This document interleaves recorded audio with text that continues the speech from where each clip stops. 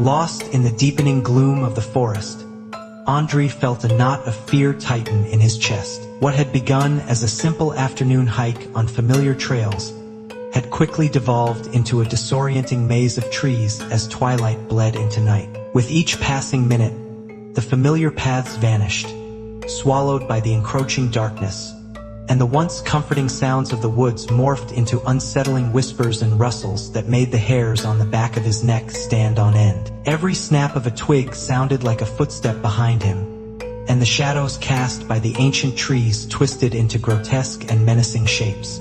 He had been wandering for what felt like an eternity, the gnarled trunks looming around him like silent, watchful sentinels. Just as despair began to creep into his heart, he stumbled upon something truly horrifying. Emerging from the dense undergrowth, silhouetted against the last vestiges of the dying light, stood an old, dilapidated house. It perched precariously on a small clearing, surrounded by an overgrown tangle of weeds and thorny bushes, looking like a forgotten relic from a bygone era. Its weathered walls, stained with moss and lichen, seemed to groan under the weight of years, and the dark, empty windows stared out at Andrei like vacant eye sockets, silently observing his intrusion. A deathly silence hung in the air, so profound it was almost palpable, broken only by the mournful creak of ancient branches swaying in the gentle breeze. A shiver, colder than the night air,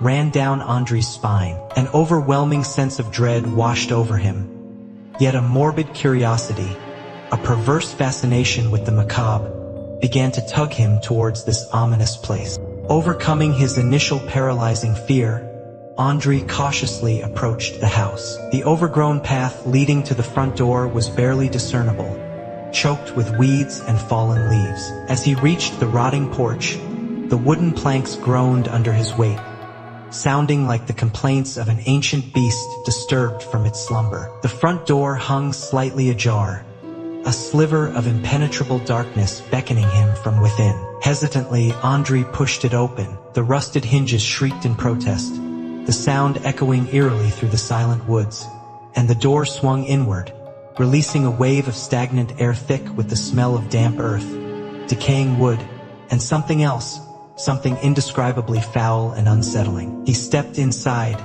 plunging into near total darkness. Only faint slivers of moonlight, filtering through cracks in the walls and the grimy windows, offered the faintest illumination, barely enough to discern the outlines of decaying furniture draped in thick layers of dust and cobwebs. The air was heavy, suffocating, as if the very essence of the house was steeped in a history of sorrow and despair. It felt as though time itself had stagnated within these walls, and a palpable sense of malevolent presence hung in the air, a silent testament to some long-forgotten tragedy. Andrei's heart pounded in his chest, each beat echoing in the oppressive silence.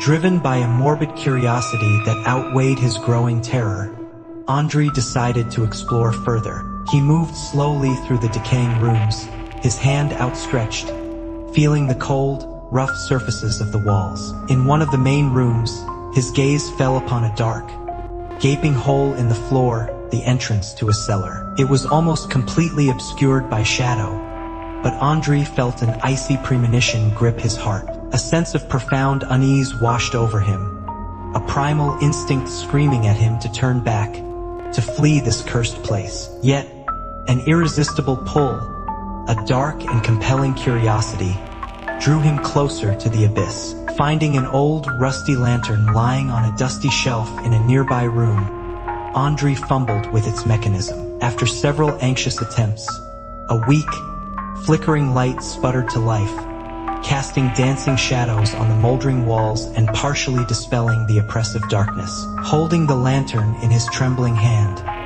he cautiously approached the opening in the floor. The air around the hole felt noticeably colder, carrying a damp, earthy smell. With a deep breath, trying to quell the rising panic in his throat, Andrei began his descent into the unknown. The wooden steps leading down to the cellar were old and rotten, groaning ominously under his weight. Each step creaked and threatened to give way, plunging him into the darkness below. The air grew colder and damper with every step he took, and the foul odor intensified, mingling with the smell of mildew and decay. From the depths of the cellar, Andrei began to hear faint, unsettling sounds, soft whispers that seemed to slither through the darkness, muffled moans that sent shivers down his spine, and the almost imperceptible rustling of something unseen moving in the shadows. His blood ran cold, and the hairs on the back of his neck stood on end. He reached the bottom of the stairs, his lantern casting a weak circle of light in the oppressive darkness. The cellar was a low-ceilinged, damp space with rough stone walls covered in a thick layer of mold. Puddles of stagnant water lay on the uneven dirt floor, reflecting the flickering light in distorted patterns. The air was heavy and suffocating, thick with the stench of decay and something else. Something ancient and malevolent. Scattered around the cellar were remnants of a forgotten past. Broken crates, overturned furniture, piles of rotting rags, and strange, unidentifiable objects that seemed to writhe in the flickering shadows. The silence here was different from the silence upstairs. It was a heavy, expectant silence, as if something was waiting, watching from the deeper darkness. Suddenly, a sharp scuttling sound echoed from one of the far corners of the cellar, a sound that made Andrei jump and his heart leap into his throat. He swung his lantern towards the noise, but the weak light revealed nothing but deeper shadows. Then, just as he began to rationalize the sound, dismissing it as a rat or some other small creature, he felt a sudden, icy touch on his shoulder. It was a fleeting contact, cold and clammy, but it was enough to send a jolt of pure terror through his entire being. Andrei screamed. The sound tore through the oppressive silence of the cellar, a raw, primal cry of pure, unadulterated fear. This unexpected touch, combined with the horrifying sounds and the suffocating atmosphere of the cellar, shattered the last vestiges of his courage. Without thinking, without even turning to see what had touched him, he scrambled back towards the stairs, his movements clumsy and panicked. He stumbled and nearly fell on the slick, moss-covered steps, his only thought to escape this terrifying place. He burst from the darkness of the cellar, through the decaying rooms of the house, and out into the night forest, his breath coming in ragged gasps. He ran blindly through the trees, heedless of the sharp branches that tore at his clothes and the uneven ground beneath his feet. He felt no pain, no fatigue. His only instinct was to put as much distance as possible between himself and that cursed house. Tears of terror streamed down his face, blurring his vision, and the horrifying sounds from the cellar seemed to echo in his mind, pursuing him through the darkness. He ran and ran, stumbling over roots and crashing through undergrowth, until his lungs burned and his legs ached. Finally, his body gave out, and he collapsed onto the cold, damp earth, gasping for air, his entire body trembling uncontrollably. The night forest seemed even darker and more menacing than before.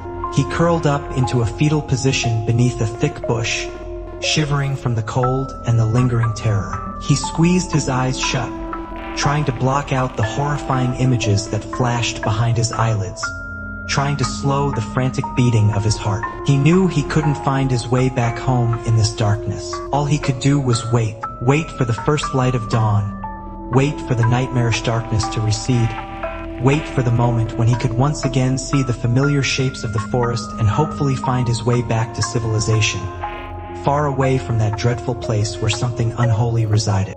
Long, agonizing minutes stretched into what felt like an eternity. Andrei lay huddled beneath the bush, listening to the sounds of the night, which now seemed less threatening than the horrors he had encountered in the house. Finally, after what seemed like an age, a faint glimmer of light began to appear on the horizon, filtering through the dense canopy of trees. The forest slowly began to awaken, filled with the chirping of birds and the rustling of leaves in the gentle morning breeze. The oppressive darkness began to dissipate, and the menacing shadows of the night retreated. Andrei's terror began to subside, replaced by a bone-deep exhaustion and the chilling memory of the horrors he had witnessed. With a monumental effort, he pushed himself to his feet, his limbs stiff and sore. Orienting himself by the rising sun, he stumbled in the direction he hoped would lead him home, praying that he would never again lose his way in this cursed forest and never again stumble upon that terrifying house and the unspeakable evil that dwelled within its decaying walls.